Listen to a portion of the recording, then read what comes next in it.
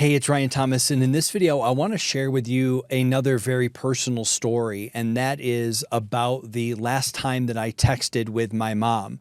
Now, in a previous video, I shared that the story of the last time that I actually saw my mom in person, and at the time of this recording, it was 6 years ago. It was in 2018 when I saw her. But that wasn't the end of the story. Not much transpired between the time that I last saw her. There was some fallout from the trip and some fallout about some other things that they had wanted me to do. My mom and aunt had wanted me to do that I wasn't comfortable with regarding their estate.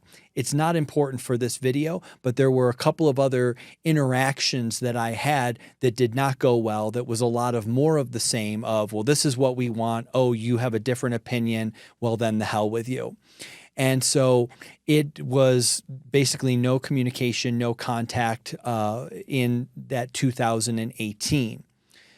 But in 2019, a year later, September of 2019, I had the unfortunate and I guess privilege in a way to be with a very dear friend who passed away.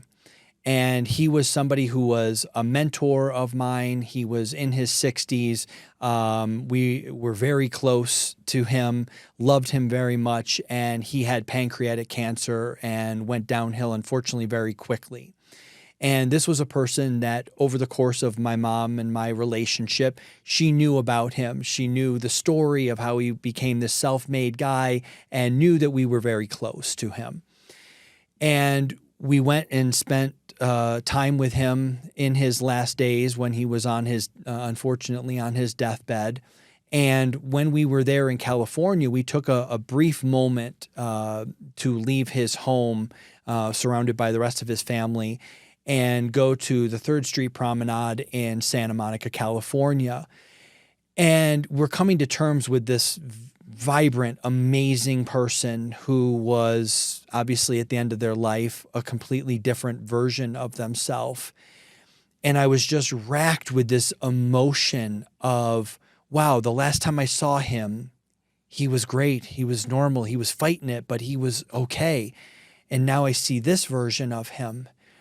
And I couldn't help but feel, oh my God, the next time I see my mom, could it be something like this, a call?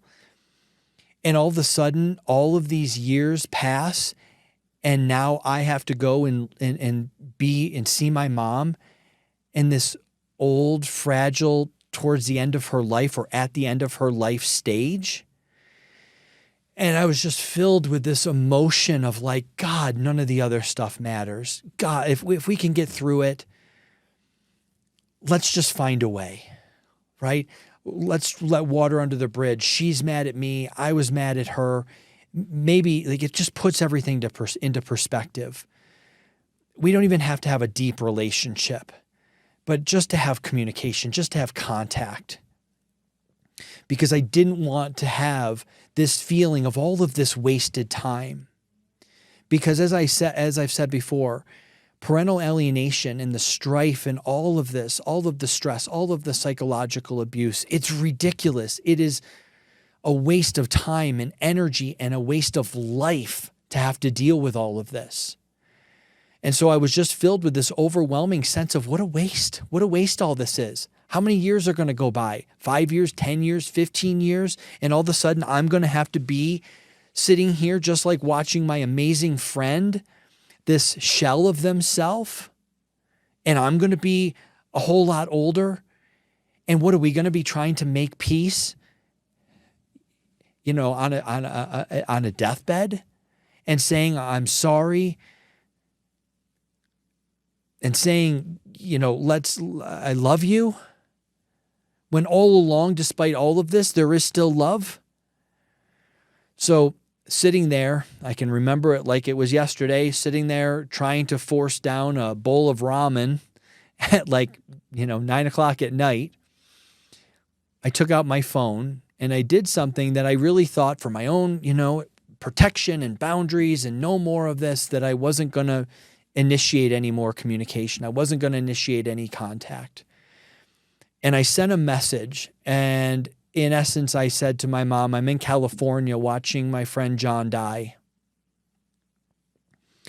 And it makes me realize I don't want to wait until this happens to us. Can we move past it? Can we have some communication just so that we don't continue this on for years?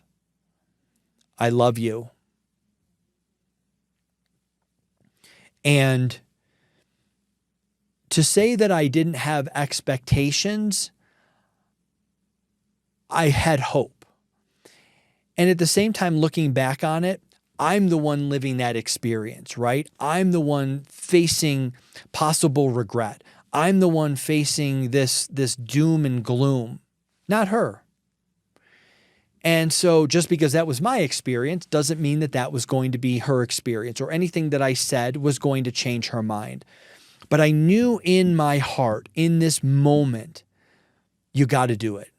It's the right thing to do. It was what was on my heart. I didn't care about who was right and who was wrong. I didn't care whether she was mad at me. I didn't care about any of that. I just felt like this is some human life and death stuff. And if I don't do it at this moment, I'll never forgive myself. When you stare death in the eye like that for somebody that you love and you fast forward to what you think that's going to feel like, and the stress and the regret that I felt like I could feel regardless of anything that happened, I knew I had to try. And let the chips fall where they may, I can only control myself. And for days, I waited for that message.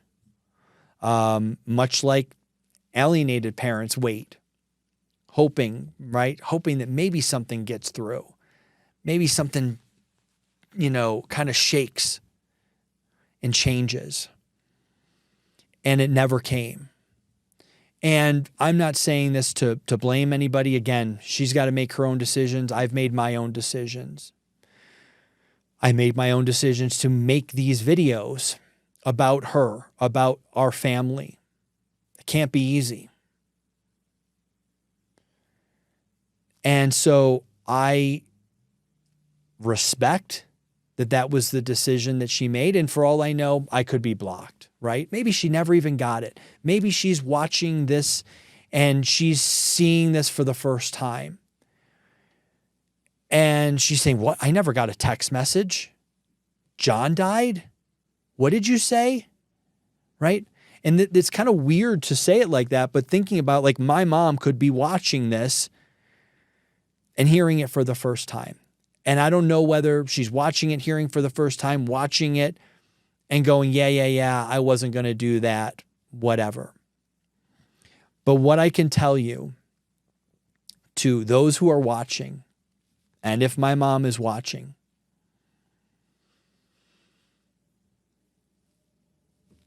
I love my mom. I love my dad. When faced with life and death right in your face like that, some of this shit doesn't even matter. It's not that it doesn't matter that it happened. It's not that it doesn't matter that you can't speak out about it. Doesn't mean that it doesn't matter that there was all that hurt. But what it means is at the end of the day, when you have the opportunity to tell somebody that you love them despite all of it, you have to take that chance. To have the chance that says, despite all of that stuff, I still love you. And to maybe also hear back, yeah, Ryan, I know you make these videos now,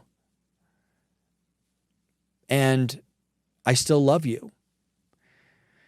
Despite the fact that you didn't do these things that I wanted you to do that made us not want to communicate with you back in 2018, I'm still pissed about that. But when it comes to like not seeing your parent or your child ever again or never talking to them again, that's serious. And again, it's not to say, an unhealthy relationship should be given access, boundaries shouldn't be put up, but in that moment, it felt right to me. I don't regret it. There are times when I still think, wow, like this is so crazy. I look at videos, I look at videos that I did when I started this 10 years ago. Damn, I got old. I look at videos that I have of my mom the last time we were together, and I go, damn, like she looks old. What does it look like now? Right? I look older. She looks older. We're all getting older. If we can find some peace, if we can just find some, I don't care if I never if I never talk to her again, it would be nice to be like, you know what? I love you. And nothing's going to change that. There's healing in that. So that was the last text that I had with my mom. I don't regret it that I did it. I don't regret anything that I've done. I don't regret any decision that I've made. And I wanted to share that with you as that update. And who knows, maybe there will be an update. But the update that I fear the most is the one that started this video, is that it's an 11th hour. I don't know. Will I get the chance? Will I get the news that, my mom has passed? Like, that's hard. That's hard to take. Will I get that there's a couple of hours left and I'm racing to do something to find some level of peace and resolve for both of us at the 11th hour, and then going, oh my gosh, it feels good to hug you. Why did we waste 5 years, 6 years, 7 years? I don't know. I'm not in control of that. I'm not solely responsible for that. Just do my part. So wanted to share this. Thanks so much for watching, and we'll see you in another video. Hey, it's Ryan Thomas. Thanks so much for watching. Please be sure to like and subscribe. It really helps the channel, and it also helps to spread the word. Be sure to watch other videos from this channel, and also check below this video for other resources and links to help.